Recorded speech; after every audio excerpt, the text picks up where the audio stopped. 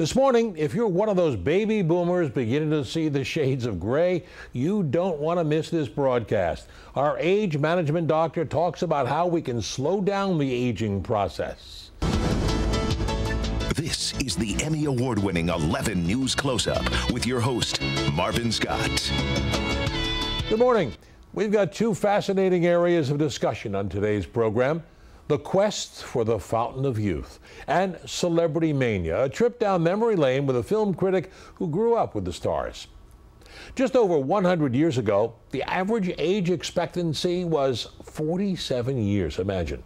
Today, it's 78.3 years to be precise. Not only are we living longer, but we're living better and healthier. With increasing longevity, the oldest of the baby boomers this year reached 65, and they now comprise 1/4 of our population. By the year 2035, it's estimated 1 in 5 people worldwide will be 65 or older. Now, despite all the graying, we all strive to remain young, and this morning, our guest will tell us just how to do it. So, you may want to take notes this morning. Dr. ChinQuee is a board-certified obstetrician gynecologist. She's shifted much of her practice to age management, functional medicine. She runs the ChinQuee Center for Health and Wellness here in New York. Glad to have you on the show. We keep hearing about these medical commercials say, eat right, sleep right, exercise, don't drink, don't smoke, and you'll live forever. But there's a lot more to that, isn't there? There is. It is known, that, let's face it, that aging is an inescapable fact of life. But looking old and feeling old is optional. And there's a growing awareness that much of our good health is a direct result of the choices that we make, of how we live our lives. And if we make the right choices, we can expect to look younger, feel younger, have great energy, have a sustained sexual function, and have a vibrant, productive, and independent life. Make the right choices. Okay. Give us a couple of specifics. I got them taking notes out there this morning. Well, proper nutrition. Proper nutrition is very important. It is how we fuel our cells. The over 75 trillion cells that we have in the body, if they are not functioning at their optimal best, then the foundation of our health is compromised. Now, nutrition, are you talking away, staying off of meats and going to dairy or having a lot of yogurt? What are we talking about specifically?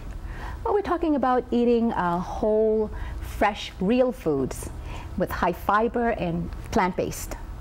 And we're talking about grass-fed lean meats and free-range poultry, nuts, seeds, legumes, and avoiding the chemicalized, devitalized, processed junk foods like the sugars and the refined flours and the inflammatory trans fats and saturated fats. So the processed stuff is the poison. There you go. The processed stuff is the because poison. If it's something that is not natural, there's something in it that's not good for us. That is correct. What other elements are there that we should feed into our daily lives that will keep us trim and fit and young? Well, proper digestion is very important. The absorption of nutrients, digestion and absorption are fundamental requirements for optimal health. We need to be able to extract those nutrients from the foods that we eat so that the body functions efficiently. Now, these are all what you call your 8 pillars of slowing the aging process. So you've covered nutrition and digestion. What else do you have? Nutritional supplementation. Nutritional supplementation. A lot of baby boomers are now going to the health food store and consuming handloads of supplements, and that. What kind of supplements? I mean, there are so many. So you go, it boggles your mind. I go into one of these vitamin stores, and you look at shelf after shelf. You don't know what is going to do good for you and what's going to do harm for you. What do you recommend that is good for the body to maintain your good health and keep that young look and feeling? Well, you know, I think I get this question asked a lot. It's, do we really need the vitamin supplements? And I have to tell you, in medicine, there's several camps. One is you don't need it at all, just eat those whole fresh foods and organic foods and you will get all the nutrients that you need. There, you know, if we said that in an ideal world, if we ate perfectly balanced, healthy meals, we would obtain all the nutrients that our body needs to operate efficiently. That's one thing. However, we all know that most people don't eat perfectly balanced, healthy diets.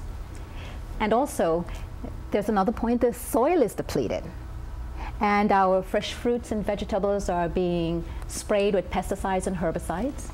And our meats are being tampered with in the sense that they are being treated with antibiotics and hormones.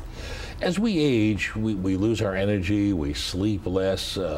Women go through menopause, men go through, I think you call it andropause.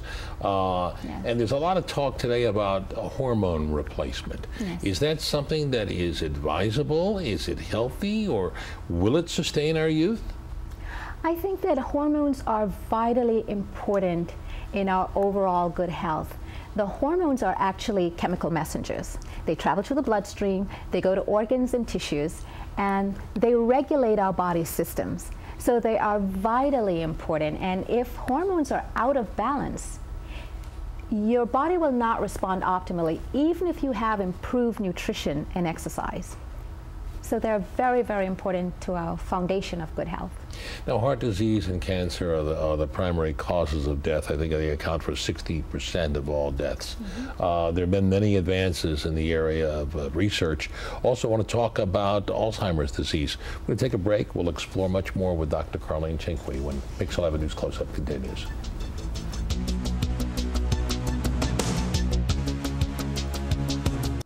Back with Dr. ChinQuee, we're talking about trying to find that elixir of youth, the fountain of youth. There is no magic bullet out there, is there? There is no magic bullet. I think that the key for us is how do we make our bodies work better, longer, and in the process, slow the aging process. Okay, and Dr. ChinQuee's best tip for that is? It is all of the things that we have been talking about. It's the nutrition and proper digestion, the nutritional supplementation, exercise, properly prescribed, and it's also restorative sleep. You know, that rapid eye movement sleep that when you awaken, you are feeling refreshed. And it's stress management. And now, I know you talk more about natural substances. Today, we seem to be overconsumed with medication, cholesterol, lowering drugs, the statins. Are they doing us more harm than good? They may be lowering the cholesterol, but they're creating other problems. You're absolutely right.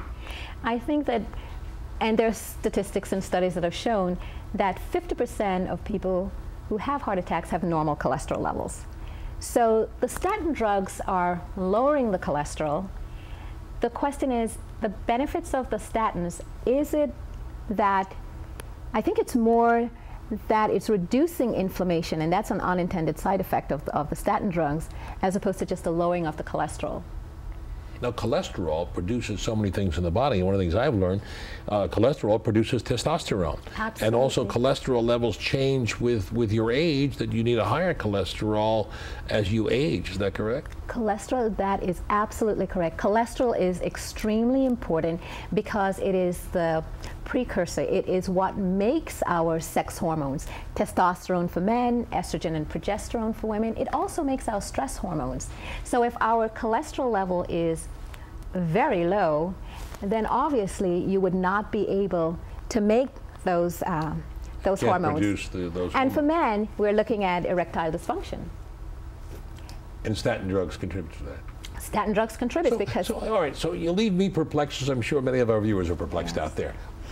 What do you do? Your doctor says you have to take a statin drug to lower your cholesterol. Other doctors tell you that's going to do more harm than good. Where do you go with it? Well, I tell you, I think that you work very closely with your doctor. There are some people that have what we call the familial hypercholesterolemia, and so it's genetically inherited. For a lot of us, it is more environmentally based. It's the lifestyle. So adopting that healthy lifestyle, doing the exercise, eating, making more healthy choices, we are able to naturally keep our cholesterol in check, as opposed to using a pharmaceutical drug to lower our cholesterol. Let's talk about Alzheimer's disease. There's been so many advances in it. There have been so many advances in the last couple of years. Where do we stand in the battle against Alzheimer's? Well, you brought up a very important topic because 1 in 8 Americans, older Americans, are facing Alzheimer's. We have about 5.4 million Americans. And I think in the future years, that number is projected to triple. This Alzheimer's is a progressive neurodegeneration of the brain. And we have no known cure at this time. I think the National Institute of Health are trying to get funding from the government to pursue more research because this is mind-boggling, the numbers. There is a statistic that said that if we were able to postpone Alzheimer's by 5 years, that half of the nursing homes would be empty. Are we any closer to finding the treatment, if not the cure? We have no known cure at this point. And so the only option that we have is prevention. It is doing all the things. It is trying to decrease inflammation in the body because we think inflammation and immune balance are at the root causes of modern chronic diseases. And I think we can start early to decrease inflammation and things that causes inflammation. It's poor diet, poor sleep, lack of exercise, exposure to those environmental toxins that we've been, and so if we can decrease inflammation, perhaps we can maybe we can forestall getting to dementia because chronic inflammation accelerates aging, and it causes the heart disease, the strokes, some cancers, and even dementia. Is the silent killer. Inflammation is a silent killer. That is correct. Now, you have claimed that 8 out of 10 healthcare dollars are spent on diseases that are totally preventable. What do you mean by that? Absolutely.